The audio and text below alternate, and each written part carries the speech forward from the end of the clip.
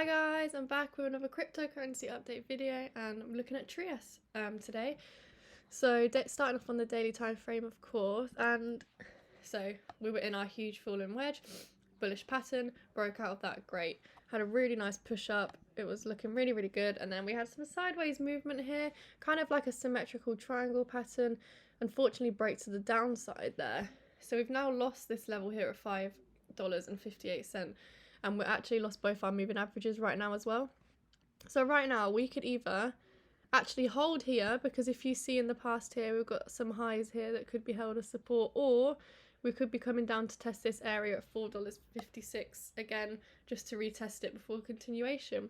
Obviously if we don't do that and that doesn't happen, then coming back to this red line of $3.91, which we don't really want to see $3 again, but it is bound to happen if we do lose that. That is the next technical level there for Trias. So let's just see, hopefully we can get back within this range again. Obviously we met this high very nicely for our falling wedge, because as when you break out the falling wedge you have targets on the way up of the previous highs, and this one was met really nicely, but we just had a lot of rejection. So this is like a zone here, a lot of rejection of resistance, a lot of testing of support, and we did lose that. But if we can manage to get back in there, we know that's a strong area where it probably will hold out for a good while before deciding which way to go once again. So if I add a fib from swing low to swing high all the way to this wick up here and just drag it a little bit into the future, you always want to put your fibs on and drag them into the future. Don't ever have your fibs on this side, because, well, one, you need them for the future, it's easier to read here, and if you have it this side it's just going to get confusing with everything else in the way as well.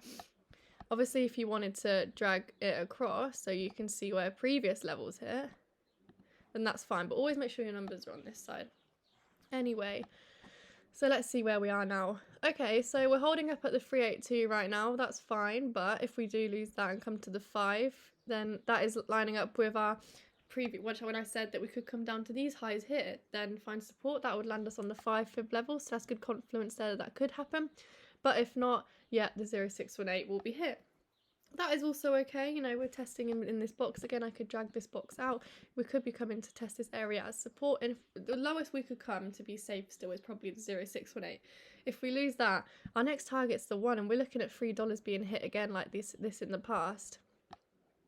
And if I drag out in the past, you can see, I mean, look at Trias when you zoom out. If you zoom out, if you're in doubt guys, zoom out, because look at this, we've got a huge W pattern here, one bottom here, one bottom here. So this little retracement here seems like nothing compared to the bigger picture.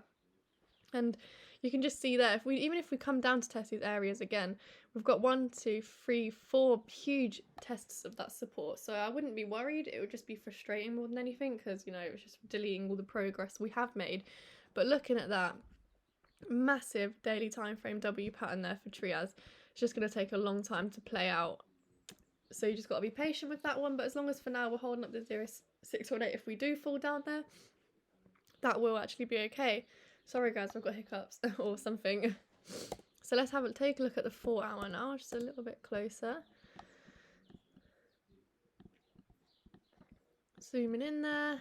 So yeah, we've now unfortunately back under both of our moving averages. So it looks like we are free falling on the 4 hour right now, and we're trying to find an area to hold up. So obviously our first level is probably going to be something around here, because we have got resistance and support there. So if we come down to here, that's one area that, you know, $4.87, put it on your chart, because if we do hold support there, then that could be it for this retracement to the downside. If not, that's when, as I said, we're going to be getting into this box, we're going to be hitting this red level here, $3.89, $3.90, around there. So that is also okay, it's just more annoying than anything, but if we are holding up those levels, that will still be fine. But hopefully, fingers crossed. And I'm just going to do a smaller fib as well, sorry guys, just going to go from swing low to swing high here. Again, 0618, even on the 4 hour, is really important to hold up. And if not, as I just said, we'll be heading to this area, exactly where our 1 lines up. And we know if you lose a 0618, you go to the 1 fib, and it's just more confluence, confirming that I'm actually right, and that if we do lose these levels, then we are going to be hitting these areas, because our fibs are telling us that as well. Obviously, if we are losing that, we're coming to the 1618 down here, and that's back in the $2 area. Really would be very bad to see that area again. I really don't want it to go down there, but that is not to talk about right now. For now, we want to be holding $4.89, so keep that price in your minds. It's very important to hold above that for the rest of today and the whole week. We just really don't want to lose it, because then we're just going to be back to square one again, and it's not really what we want. So yeah, guys, obviously looking at this, it looks like we are just coming for a retest for continuation, you know, moving up the stairs. It's a bigger push, so it does need a bigger retracement, and hopefully that's all that we are doing. And yeah, I'll come and update you for Trias in the next few days. So thanks so much for watching, guys. Like, comment, and please subscribe, and I'll see you in the next one, guys. Bye.